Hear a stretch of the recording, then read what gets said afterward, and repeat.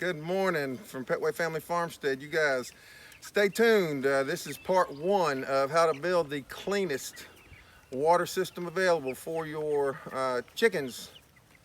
This is part one. Stay tuned. We're coming up with a DIY.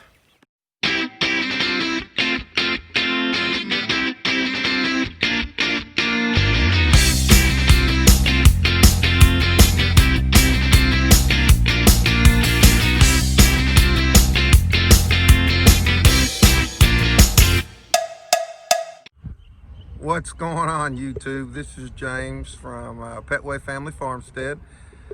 Gonna work on some chicken feeders and chicken waters, automatic chicken waters today for our meat chickens. We've got 75 Cornish cross meat chickens that we're getting ready to put out into the chicken tractors for the last 6 weeks or so of their lives before they go to freezer camp. I'm getting ready to come into the hardware store to pick up the last few items that I need. So as you can see, we live in a small town in Georgia. Town's called Hogansville, Georgia. We actually live in a community called Corinth, Georgia, near Franklin. We could tell everybody we live in Franklin, Georgia, a one stoplight town.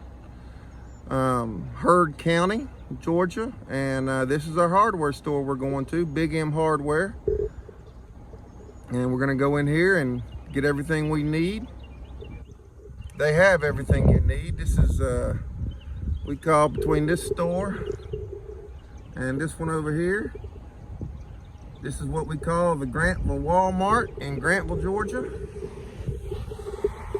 This is our little feed store across the street over here. It's where we get all our feed and seed, Bar W feed and seed. And we'll check in with you guys here in a little while. Welcome back, YouTube. As you can see, Henry's a little camera shy here. This is our 10-month-old Great Dane. And I guess probably about all he wanted of the camera. Henry, you're supposed to help me do some math here. Henry, can you talk to the camera? Tell me. You're supposed to help me do some math here, Henry. Oh, thank you. Thank you. Well, guys, if you didn't get too confused on that last segment there, me trying to tell you where it was we lived, I think I named off about 5 towns there. But we live in the middle of nowhere, living between several towns. This is James, again, with Petway Family Farmstead. We live in between several towns, living between Hogansville, Franklin, Corinth, LaGrange, Carrollton, you name it. We live in that area. That's why I called off several towns. But what we're doing today, we're building, like I mentioned, some chicken feeders and waters. Going to be installing some horizontal chicken water nipples here. These are poultry nipples, horizontal mount. These are by Lonesome Pine Trading Company. Not an endorsement. Good Lord, I wish they sponsored something, but we're just a little bitty channel. Ordered these off of Amazon, but it says that these are the horizontal kind. You've probably seen a lot of kinds hang from the bottom of the buckets that the chickens reach up into. These particular ones here are hanging horizontal, coming out of the side. We are actually going to mount them into the side of PVC pipe. There'll be more of that come later. They'll be sticking out sideways. Says they are good for 8 to 10 chickens a piece. We have 75 chickens, so I'll probably mount 9 or 10 of them. And I'll probably mount 9 or 10 on a PVC pipe. I am going to feed that PVC pipe through some vinyl tubing coming off of 5-gallon buckets. I'm going to feed it off of 2 5-gallon buckets, so that'll be 10 gallons of water going down to the 3-inch, it's 3-inch tubing, 3-inch PVC Schedule 40 pipe that the horizontal nipples are going to be screwed into. And that will be fed off of 10 gallons worth of water coming out of 2 5-gallon buckets, plus the gallon or 2 that the 3-inch PVC will be holding. So at the start of the day, the chickens will have about 12 gallons of water they can pull from. So stay tuned, and we will get further into this video, and I'll show you just a little bit of what we have going on and how we're going to build it. This is I've watched several videos on how to do it. I've taken a little bit of here, a little bit from this video on YouTube. I saw some of it from Kevin on Living Traditions. He did some for, I believe it was his quail. He designed something similar for his quail that he did. I've seen I took some other designs from Jason over on Cog Hill Farm, as far as how he tapped his buckets to get water out of there, and then just put some other stuff together to make my own. Several other YouTubers as well. So it's kind of a conglomeration of all. I'll be back with you shortly. All right, let's try it again now with a little bit of juice.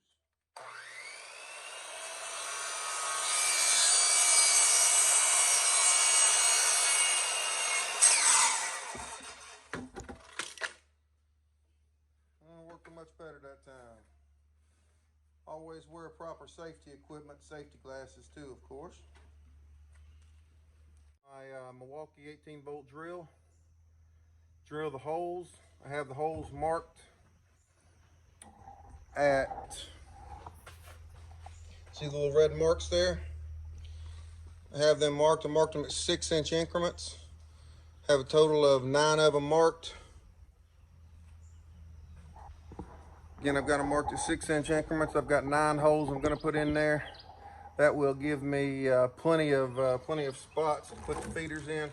Directions say drill an 11/32 inch drill bit to screw these in. I don't have an 11/32. I've got a 5/16 fractions. That works out to be 10/32. So I'm going to drill 1 test hole and ream it out just a little bit more, an extra 16th. We're going to see how that does. We'll show it to you and see if it works. We'll try it with 1. If it works, that's wonderful. And we'll proceed from there. If not, then we'll be making a trip to the hardware store. I have to check the time. Might not do it today, but may do it in the morning to finish it out.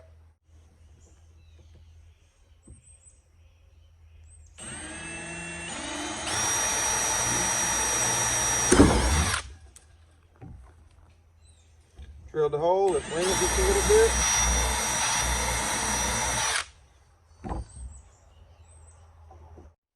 Alright, now here is the horizontal nipple. If you see this right here, if you can see how it moves, see if I can get a good view, you can see how it moves any direction. As it moves, the inside moves around, it pushes in, forward, backward. These are threaded. That's what goes in. It is a tapered thread, so I imagine it won't matter, but let's see how it fits into this hole that I did. There's kind of a tight fit there. Maybe a little bit too tight.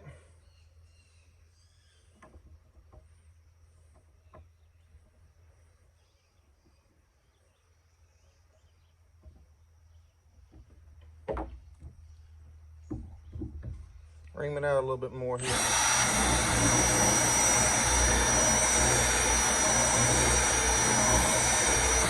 You know, this might be one of those situations that, like Dad told me before as I was growing up, that James, get the right tool for the job.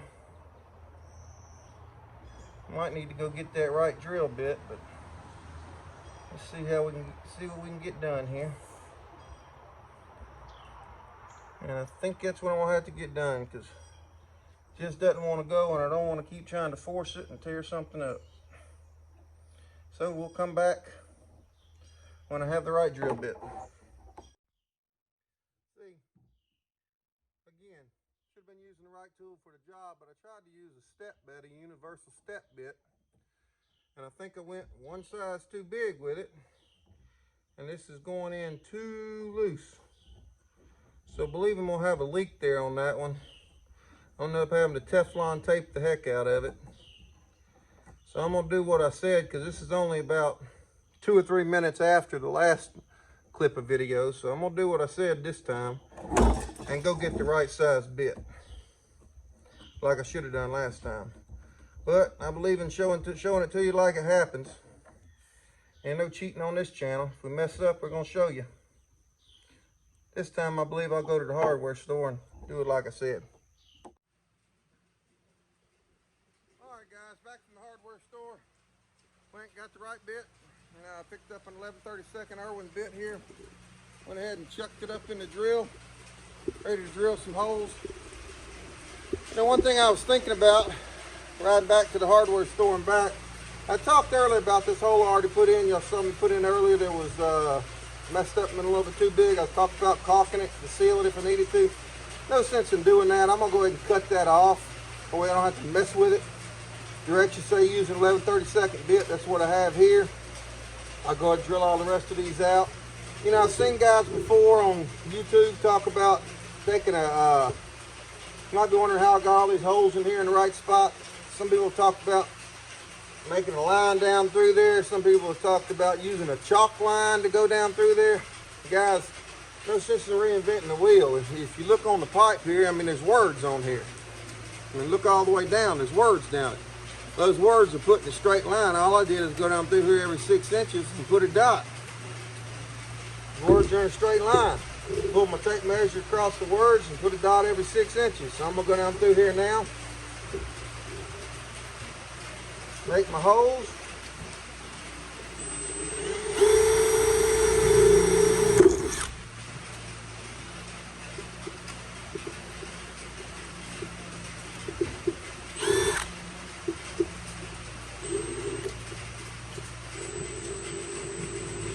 Start a little slower.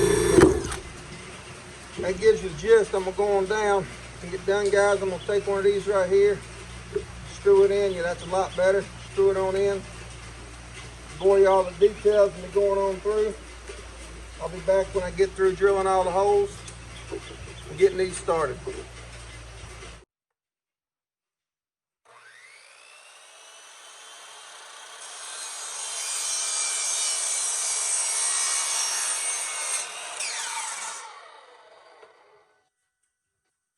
All right, guys, just got through whacking off that spot with the bad hole to the end that I talked about with a chop saw.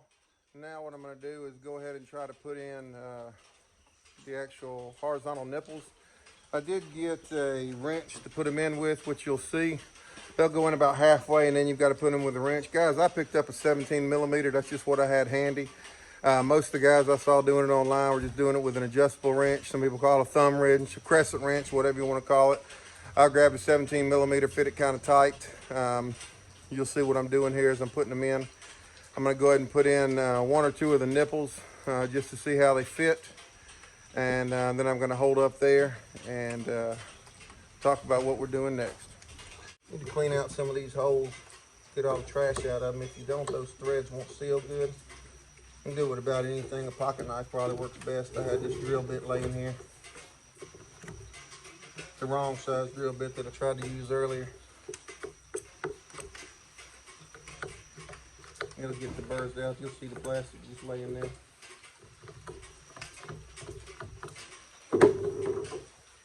Again, you've got the threads on one side. Looks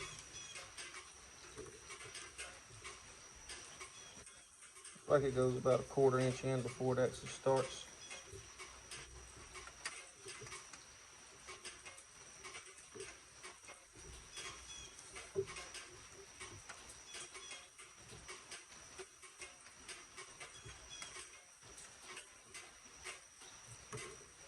They don't start easy, that's for sure. Guess that's a good sign when it comes to leaking.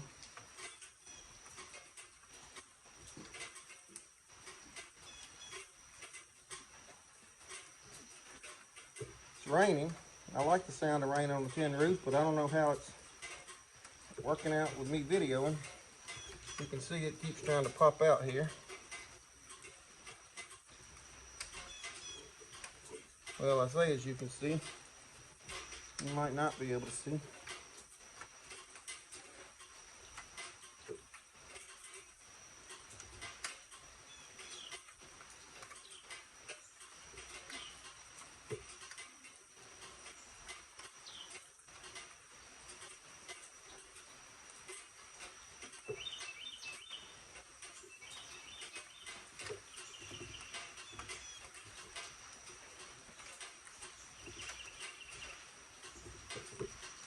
Well,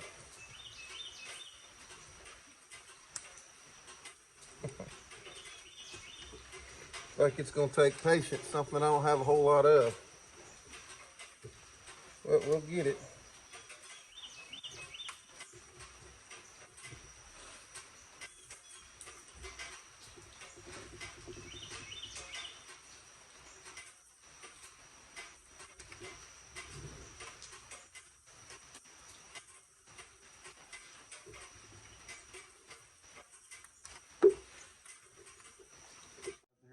Explicative that might have come out, because as you can see, it wasn't going in, and I was starting to get just a little bit heated.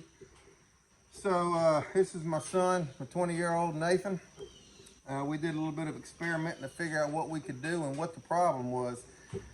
These nipples are more designed, these horizontal nipples are more designed to go into a thin-walled plastic, is what we determined. Which is, I guess, like a plastic, like a bucket, or a thin-walled PVC, which is more of a drain pipe.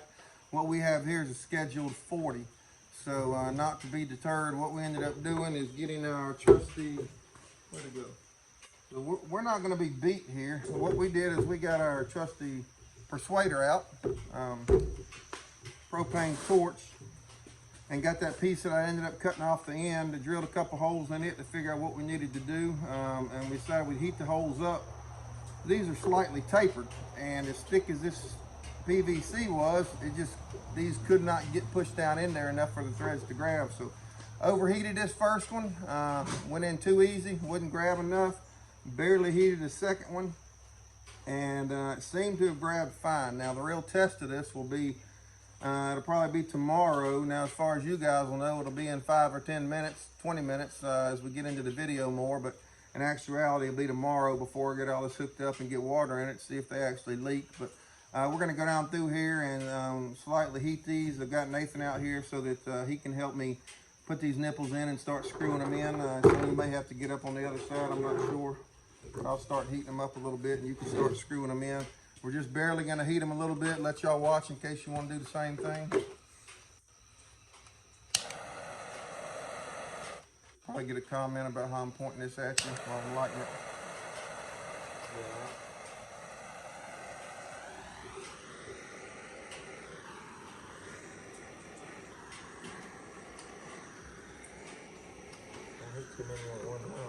I'll help you.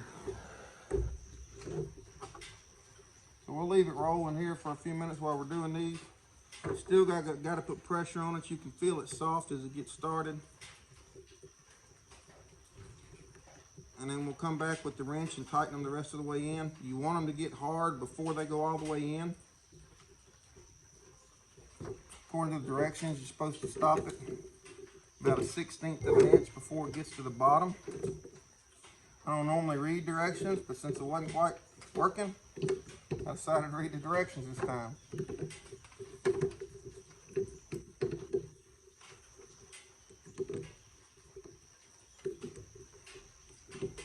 Yeah, I've just been barely touching them.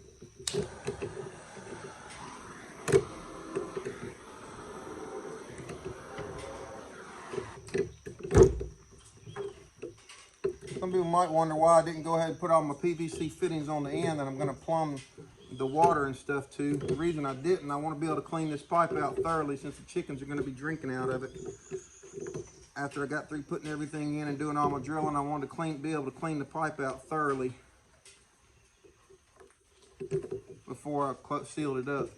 You want to have all of these bottoms, these little arrows, facing the same way when you get finished as well.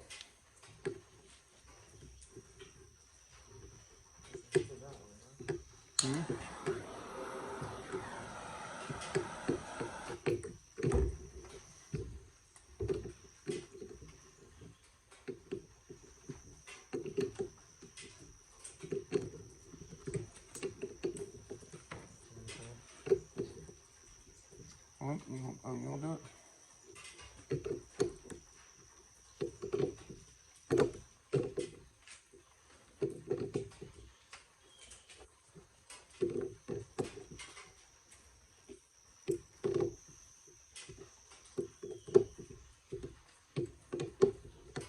So hopefully they're tightening down enough with what we did. You got to go ahead and turn it all the way around until it gets even with this one. You got too loose when you brought it sideways like that. You broke something. Yeah, we broke up. All right, do this one. Be careful, don't let it slip. If it's getting tight, then we'll have to drill that one back out and put one next to it or something.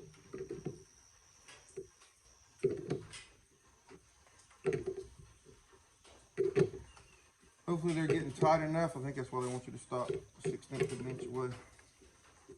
So stop that one in a second. There.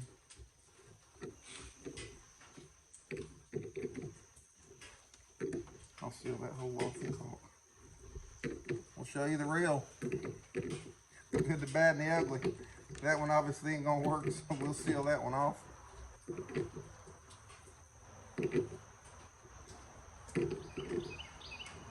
We're gonna go ahead and finish tightening these down. Save you guys the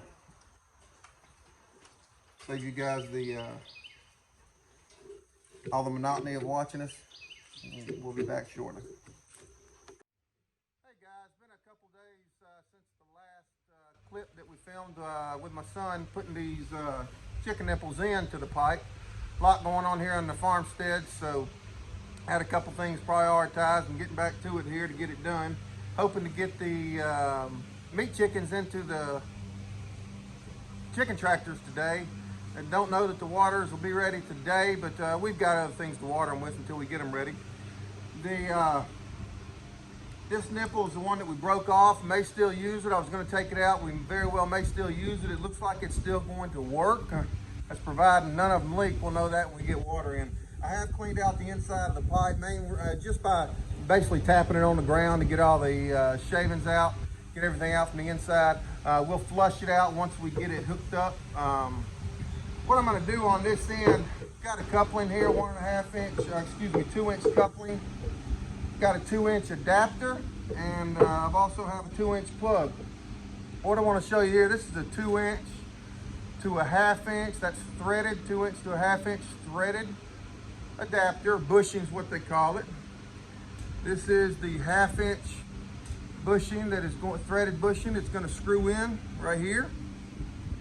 I'm going to put that on this end. This will be the end.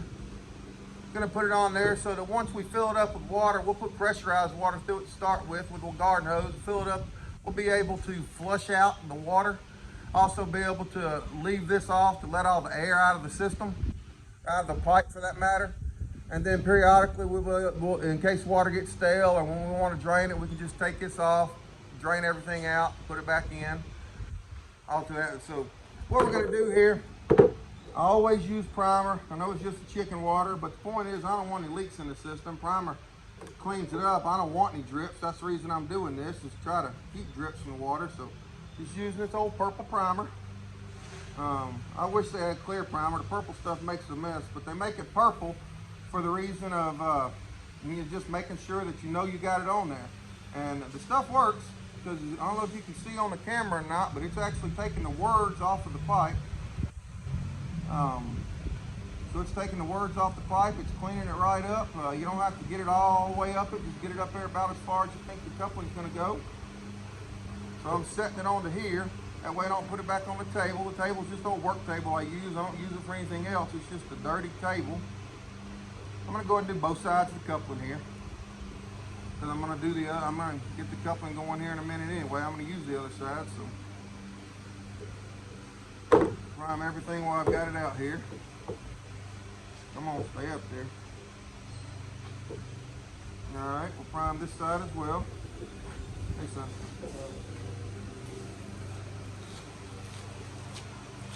Thank you, babe, for the Powerade. All right, so we got everything primed. We're gonna need primed. Get that back off. The primer dries pretty quick. It's got a lot of isopropyl alcohol in it. Boy, you can smell it too.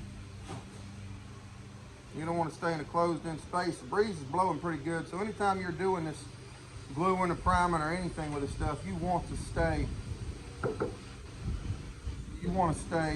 in a good open ventilated area, okay? Alrighty. Let's glue this up. Put glue all the way around it here. Gonna get some drips. It doesn't bother me. Like I said, it's just an old work table.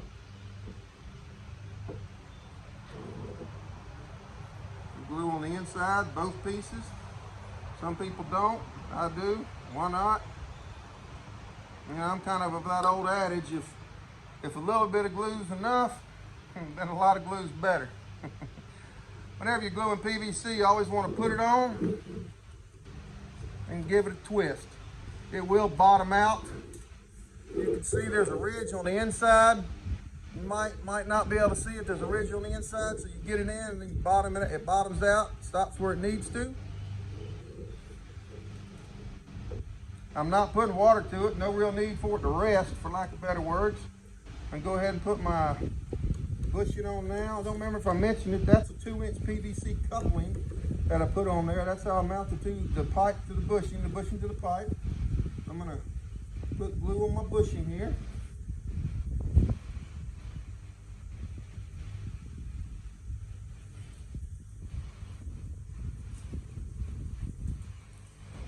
On the inside.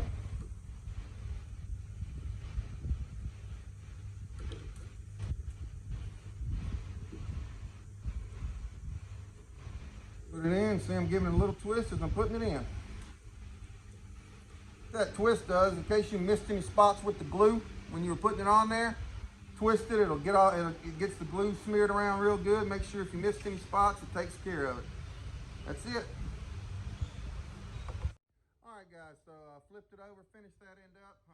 Like I showed you a minute ago, flipped it over, did the other end. Didn't show you all the priming on this, but got basically the same setup on the other end. Primered everything up. Difference on the other end, what I'm going to do, this is where I'm going to hook up the water to go in.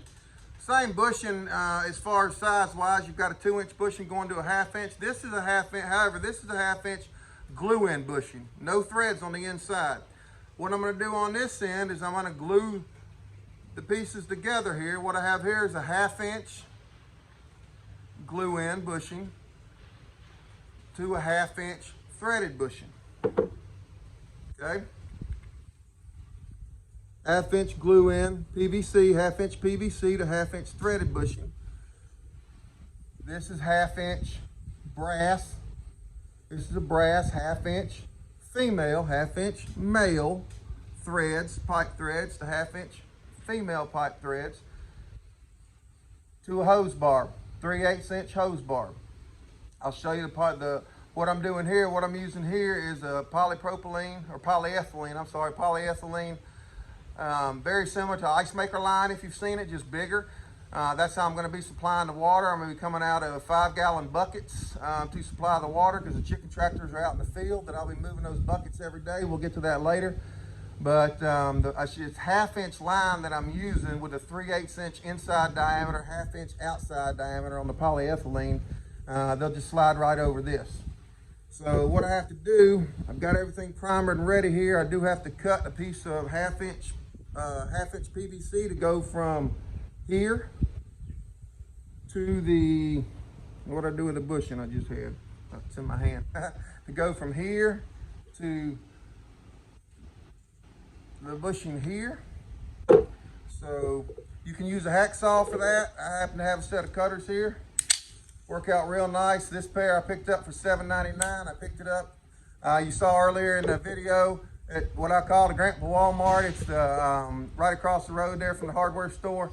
Most time you can get these for about $11 to $14 at your local hardware store, or you can just use a hacksaw. You can pick them up usually much cheaper.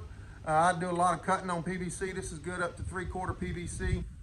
They work real good. It's just up to you what you want to use. Cutting is real quick, real easy. The good thing about it, they don't leave any burrs on the pipe. I like that too. You don't have to deburr. You don't have to go through there and clean everything out to make sure that it's clean and doesn't get any of the burrs and stuff into your material. All right, so now I'm going to go through the gluing process. I'm going to glue everything up, put it together like I showed you before, and I will. The only difference I'm going to do, like I said, is put a small piece into here, glue those together like that right there, and we will go from there.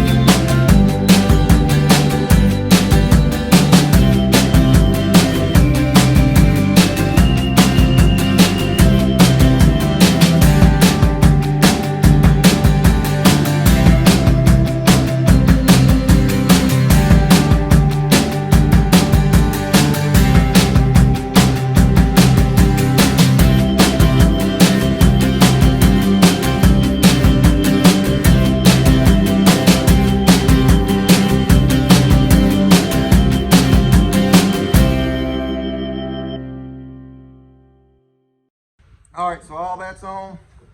I'll end up screwing this on later, and we'll show you some more here in just a little bit.